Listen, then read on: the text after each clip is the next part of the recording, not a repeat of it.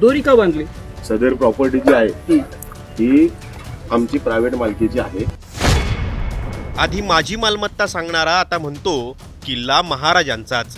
सदर आतल्या जमिनीमध्ये आमची मालकी होती ती सुद्धा जिल्हा पुरातत्व विभागाकडे सुपूर्द करण्यास स्वखुशीने तयार आहोत. राज्यभरातून संतापाची लाट, मणियार फिरला तरी कसा? ती लवकरात लवकर प्रक्रिया पूर्ण व्हावी ही आमची देखील अपेक्षा आहे आणि त्यासाठी पुरातत्व विभागाला सहकार्य करत आहोत. म्हणे किल्ला लवकरच सरकारला देणार. भूसंपादन कधी होणार? भूसंपादनाची जी न्यायिक प्रक्रिया आहे ती सध्या चालू आहे. टाइम्स नाव मराठीच्या बातमीनंतर नक्की काय काय घडलं? ज्यांना हे प्रकरण माहीत नाही त्यांनी आधी हा व्हिडिओ पहा.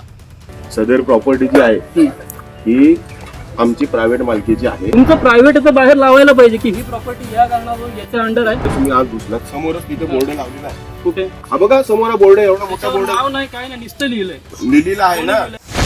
हा आहे अय्याज मणियार.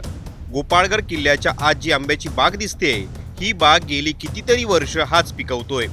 कधी काळी सरकारच्या एका चुकीमुळं छत्रपती शिवरायांच्या किल्ल्याच्या आतली जमीन मणियार कुटुंबाकडे गेली आणि त्यानंतर या कुटुंबानं या किल्ल्यावर हक्कच सांगायला सुरुवात केली.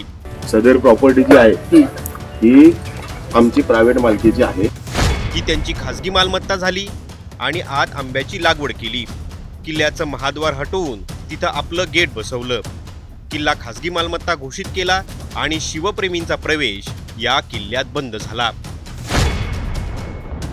स्थानिकांनी आणि शिवप्रेमींनी कोर्टात या विरोधात लढा दिला आणि गेल्या वर्षी या लढ्याला यश आलं. कोर्टानं ही जमीन पुन्हा एकदा पुरातत्व विभागाकडे वर्ग करण्याचे आदेश दिले आणि तातडीने भूसंपादन करावं असंही सांगितलं. पण सरकारी काम आणि वर्षभर थांब या म्हणीप्रमाणे काम रखडलं आणि हा किल्ला मणियार कुटुंबाकडेच राहिला.